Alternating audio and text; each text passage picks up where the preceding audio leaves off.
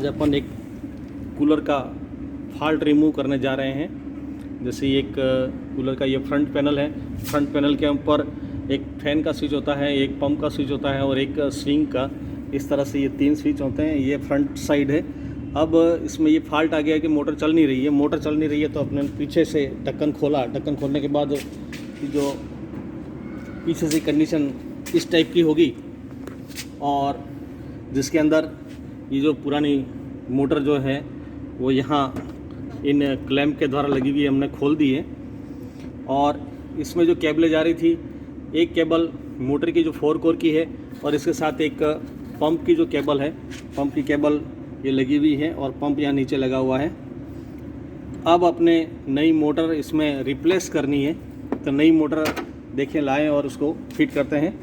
नई मोटर हमारे पास में ये नई मोटर है और इसमें एक लीड वायर में सीधा कैपेसिटर लगा हुआ है। इसमें 4 माइक्रोफैराड का कैपेसिटर लगता है। ये 4 माइक्रोफैराड का कैपेसिटर जो लगा हुआ है और इसमें ये जो लीड वायर हैं, लीड वायर कुल 4 लीड वायर हैं, जिसमें एक ब्लू है और रेड, ब्लैक और वाइट। अनुमान समस्त मोटरों के अंदर जो है वो ये लीड वायर 4 कोर का ही होता है और इसमें जो ब्लू वायर है ये एक न्यूट्रल का कार्य करता है। तो ये एक कॉमन वायर है जिसमें वाइंडिंग करके निकाला गया, तो इसको आपको न्यूट्रल सप्लाई देनी है। और बाकी के जो 3 तार हैं, जैसे ये रेड, ब्लैक और वाइट, ये तीनों स्पीड के लिए हैं जिसे आपको स्विच में कनेक्ट करना है और इसको न्यूट्रल में कनेक्ट करना है। ये हमेशा ध्यान रखना, अगर कनेक्शन उल्टे हो जाएंगे तो मोटर की वाइंडिंग नहीं कि नहीं जल सकती है। और अब हमें ये ध्यान रखना है, पहले एक बार तो टेस्ट भी करना हो तो इसको तो न्यूट्रल करके कॉमन करके छोड़ दें। और फेज़ वायर बारी बारी से लो, मीडियम और हाई, अब इसमें ये आइडेंटिफिकेशन नहीं है कि कौन सा लो का है, कौन सा मीडियम का है, कौन सा हाई का है। तो आप ब्लू को तो न्यूट्रल से जोड़ देवें और फेज़ वायर को बारी बारी से तीनों पे लगा के देखना है। ऐसे करके मोटर को टेस्ट करना है पहले सही है कि नहीं है। ये अभी मोटर कम्प्लीटली है हमने फिट कर दी। उसके बाद ये फ़ैन का भी थोड़ा अलाइनमेंट देख लेना है। फ़ैन भी जो आगे पीछे करके देखना है कि ऐसा नहीं कि चालू करने के बाद आप मतलब मोटर आपने रिप्लेस करी है, मोटर नहीं लगाई, उसके बाद फिर फ़ैन को जितना चाहिए डिस्टेंस देख लेना, आराम से घुमा के देख लेना कि कहीं आगे ग्रिल के ऊपर, इसको ग्रिल कहते हैं, ग्रिल के ऊपर आगे कहीं टकरा नहीं जाए, नहीं तो चालू करने के बाद फिर कहीं ऐसे ग्रिल भी टूट जाए, ऐसी स्थिति नहीं बने। इसके लिए हमने ये ब्लेड को भी टाइट कर दिया अच्छी तरह। अब अपन देखते हैं कि इनके जो ये लीड वायर जैसे जा रहे हैं, 4 तार जा रहे हैं, ये 4 वायर हैं, जिसमें एक ब्लू, रेड और ब्लैक और वाइट है। तो इसमें ब्लू वाला कॉमन न्यूट्रल से जोड़ना है और बाकी के जो 3 तार हैं ये तीनों को आपको स्पीड 1, 2, 3 में आपको जोड़ना है। वो आगे कनेक्शन इस प्रकार से करेंगे। पहले इसकी पीछे से ये ड्रेसिंग कर लेते हैं। तो इसकी ड्रेसिंग किस प्रकार से करते हैं देखें। ये इस लीड वायर को ऐसे करके और इसके छेद में से इसको बाहर निकाल लेते हैं। इसमें छेद में से इसको बाहर की तरफ जो है आपका फ्रंट पैनल बोर्ड है उसके ऊपर आपने ये लीड वायर बाहर निकाल दिए हैं। फ्रंट पैनल बोर्ड पे ये लीड वायर बाहर निकाल दिए और अब जो है यहाँ इस बार कैपेसिटर की ड्रेसिंग, अब इसकी अपन ड्रेसिंग कर लेते हैं। जैसे ये केबल आप लोगों ने ये 4 वायर यहाँ लगा दिए हैं। अब चूँकि इसमें ड्रेसिंग इस ढंग से करनी है कि आपके जब ये पंखा घूमे उसमें ये बीच में लीड वायर नहीं आ जाए, इसका हमें विशेष ध्यान रखना है। तो इसका आपको कैपेसिटर और एक्स्ट्रा जितना भी वायर है उसको ऐसे करके और टेपिंग कर देनी है इसको अच्छी तरह। टेपिंग कर दें और टेपिंग इस ढंग से करें कि रनिंग के टाइम में ये कोई भी तार खुल करके ब्लेडों के बीच में नहीं आए, क्योंकि इसमें ब्लेडों में हवा शक करने मतलब अंदर की ओर खींचने की प्रवृत्ति रहेगी। तो ये इस प्रकार से इसकी ड्रेसिंग कर लें और इसकी ड्रेसिंग करके एक बार ब्लेड का मूवमेंट करके देख लें कहीं बीच में वायर आ तो नहीं रहे हैं। जो अगर मान लो बीच में कहीं वायर आ रहे हैं तो इनकी भी एक हाँ ये लगा दिया है, ये हमने नया लगा दिया है। तो एक वायर की ड्रेसिंग इस ढंग से करें, ठीक है।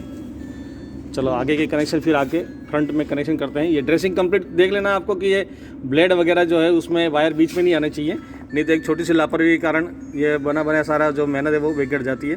ये अपन इसकी कनेक्शन करने जा रहे हैं। सबसे पहले इसका मेन जो लीड वायर है, लीड वायर के कनेक्शन देखें। इसमें ये 3 कोर का केबल है, 3 कोर केबल, जिसमें ये रेड, ब्लैक और ग्रीन वाला अर्थ है।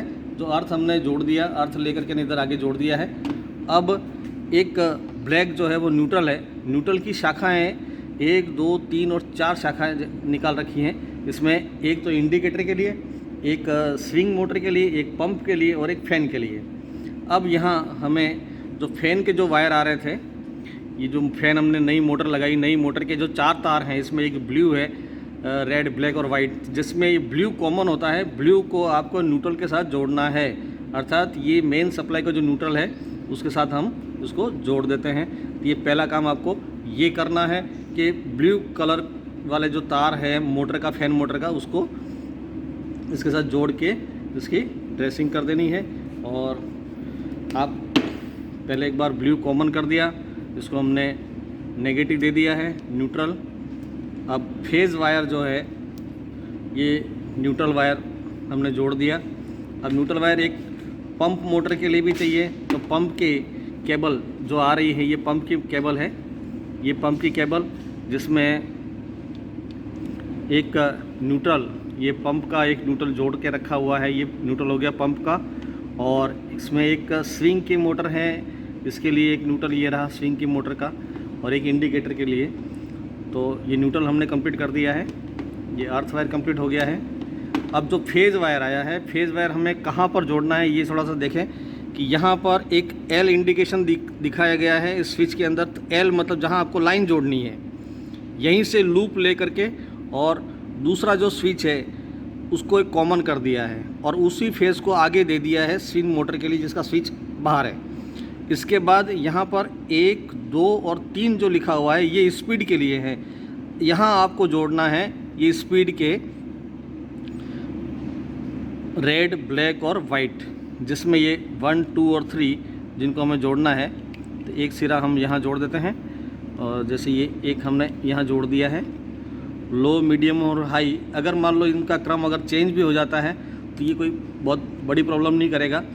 हमें जो ध्यान रखना है केवल ब्लू कॉमन वायर का ध्यान रखना है, जो न्यूट्रल के साथ जुड़ना चाहिए। अब ये हमने तीनों को जोड़ दिया है, तो फर्स्ट, सेकंड, थर्ड ये स्पीड होगी। अब इसको अपन टेस्ट भी कर सकते हैं।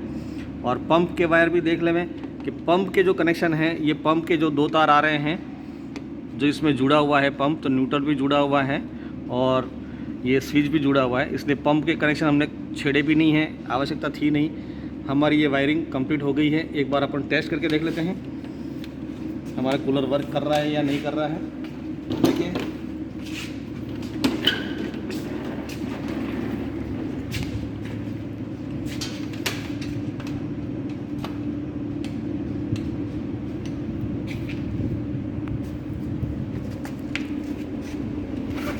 टेस्टेड ओके है। तीनों स्पीड चेक कर लेते हैं एक बार।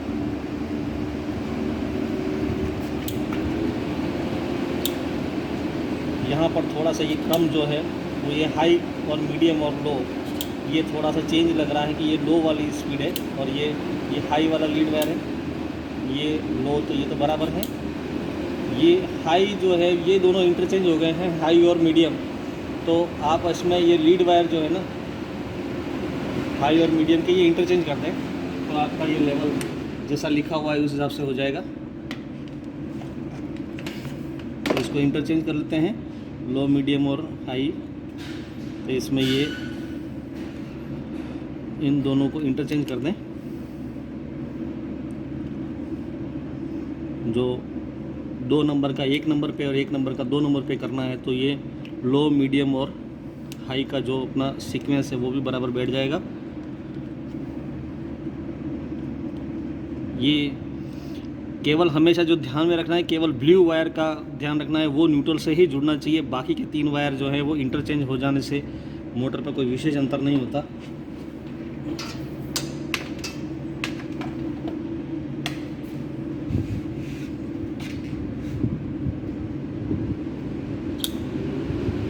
ये हाई हो गया, ये मीडियम,